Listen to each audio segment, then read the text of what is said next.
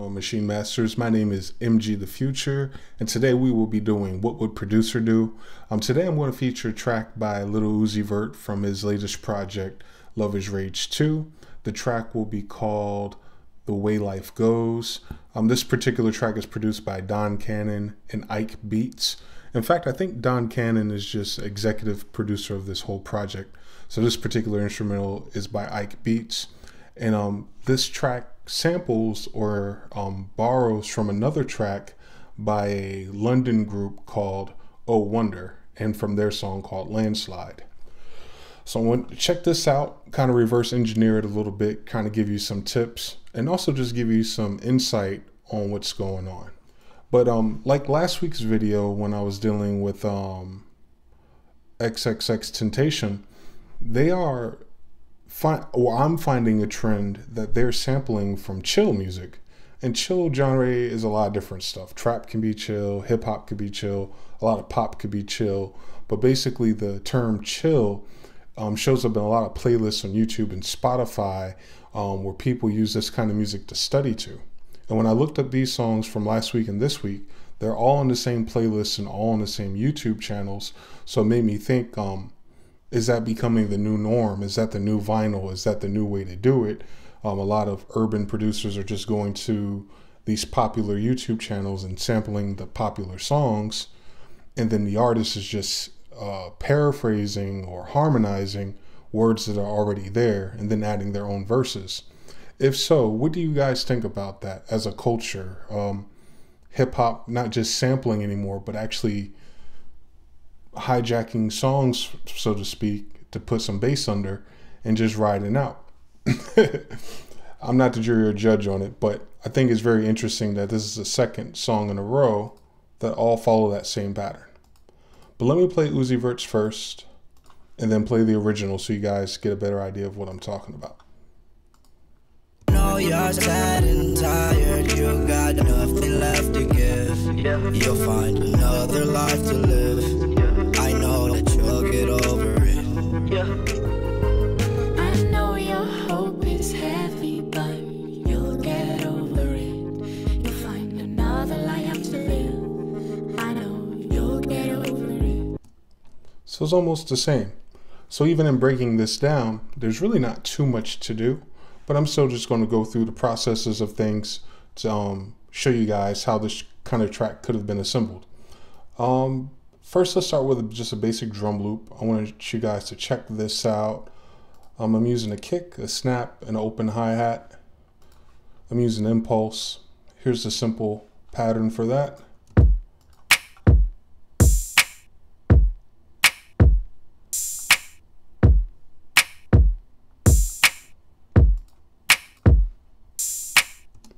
All right, so what I want to do is double that up, because in the original track, there's a part where they're just using a sample, and then there's another part where they're adding an EP to it. And this is from the intro to the original song. So here's the intro to that song. And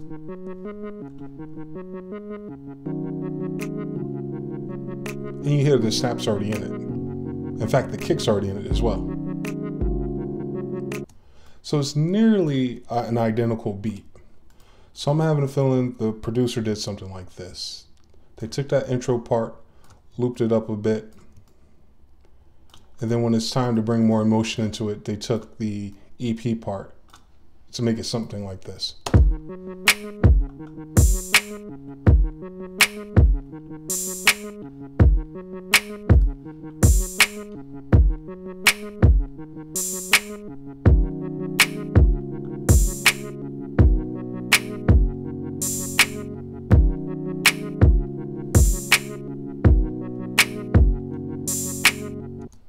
All right, when you have something like that though, of course it kind of sounds bare bones, but since we're borrowing or sampling from another track, there's only a couple of elements you'd be missing, like lead if you want to add a lead, chords if you want to double up on the chords, and more importantly, bass. So what I would do is I consolidate a piece of the sample I want to get the key from.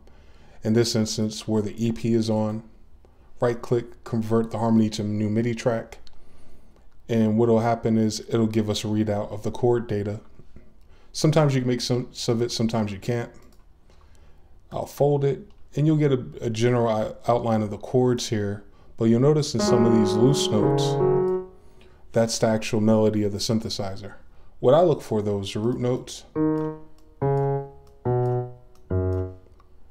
And then from there, try to get a general idea of the key. So I'm going to go ahead and export a loop of that. And I'm going to put it into Key Finder for those of you guys who may not have Serato sample. And that's in a major key. So we can go to the Circle of Fifths website, look for G flat, look for it in major, and see what the keys are, and see if we can line these keys up with what the baseline readout was. Actually, let's change this around so they're read the same. So instead of doing G flat, we're going to do F sharp. Okay, so now that I went ahead and changed it to F sharp major, which is similar to the other key, which was G flat major. It's just showing it in different degrees instead of flats to sharps, etc. So now that I'm looking at it in that way, I want to line these keys up with the chart. So D sharp is going to fall under 6, C sharp is going to fall under 5, B is going to fall under 4, F sharp is going to be 1. So we have quite a few majors in here. So it's going to be a major key song. It's going to feel like a major pop song, which with the 1, 4, 5, and it's using 6. And as you guys know from previous videos, the 1, 4, 5, and the 6 are the 4 most common chords used in every pop song. So it's no surprise they're doing it. The only thing they're kind of doing interesting here is that they're rearranging the order of those chords than what they're normally going to be. So we're going to go back to my original loop and do a bass here. Now to do this the way I want to do it, I want to set that key up. So what we're going to use, we're going to use F sharp major. So I'm going to scale mode. Make sure I'm on my VST instrument panel. I'm going to bring in C major, and I'm going to move this up to F sharp. And I know C major is all white keys. So when we transpose this, we want to make sure all white keys are still activated. So when we're playing it on our MIDI controller, we only have to worry about the white keys.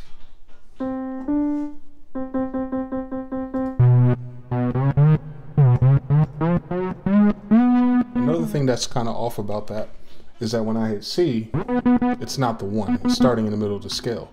So right before this modifier, I want to change the pitch. And I want to make C, the root note, the 1 in the scale, which is this key right here.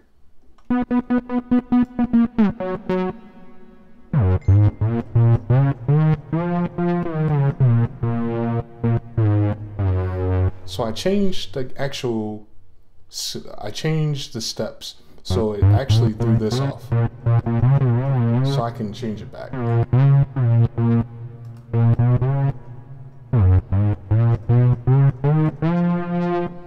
And I also know the progression already, so this should be really simple. It's the 6, the 5, the 4, and the 1.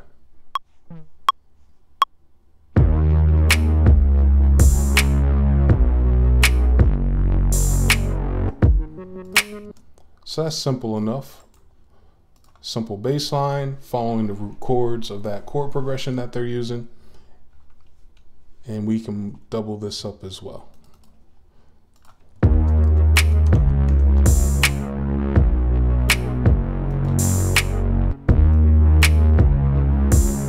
So that's all flowing pretty good.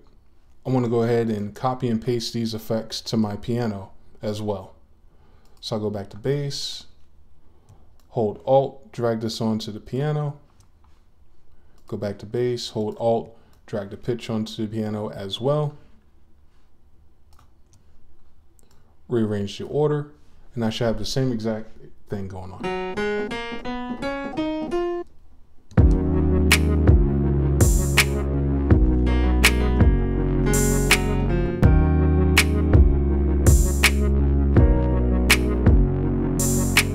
So now that I have the piano and I kind of have a feel for what the scale is, what we can do is decide whether we want to play every chord exactly how the EP is doing it and the sample that we're using, or we could play around it and change up our rhythm. So instead of playing every chord, I can do chord 1 and chord 3. since this is a 4-bar progression or 4-chord progression. So 1 and 3 would be chord 6, which is a minor, and chord 4, which is a major.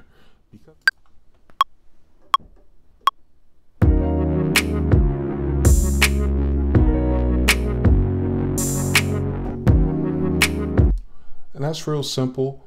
That's out of the way of the busyness of the synthesizer, and it's out of the way of the actual EP that's playing. And you don't want to get away with that when you layer sounds or layer chords especially. You don't have to play them verbatim. It'll fill up your stereo image, of course, but that might not always sound best.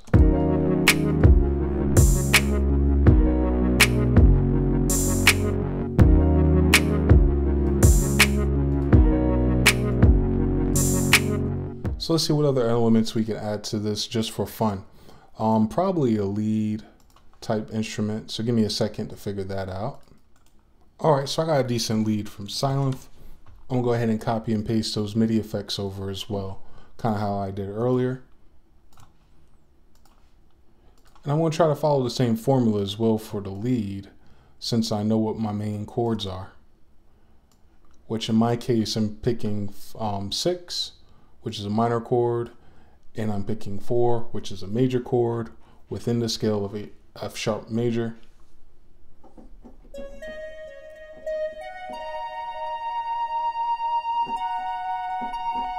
So it's these two keys basically.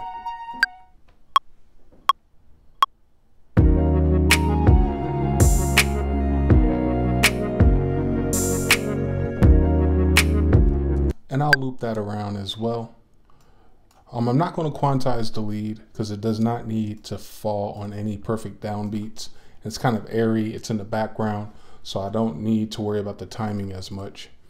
If your latency is decent on your sound card or on your MIDI inputs, I wouldn't worry about it when it comes to lead. Bass, I had to make sure that first note is probably aligned to the grid.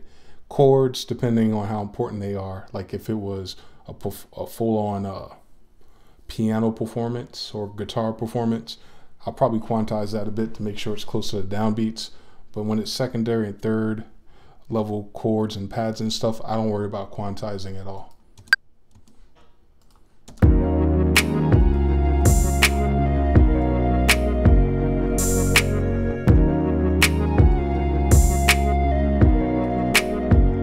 And the only thing you would do from here is, since that leads a little bit forward, what I can do is probably add like a nice little tremolo or gate to it to kind of get it out the way and give it the same momentum as that main synth that we sampled. All right, and once we have that going, we'll do one more playthrough, one more wraparound, just to make sure everything's flowing right.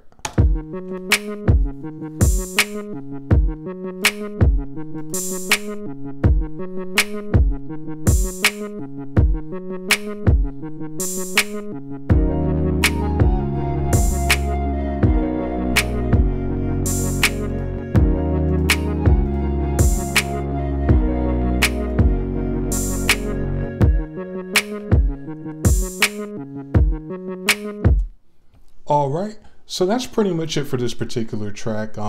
This was Uzi Vert's joint.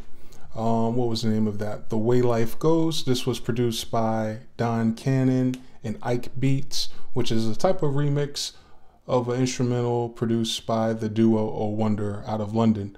Hopefully you guys learned a few things or picked up a few techniques from this.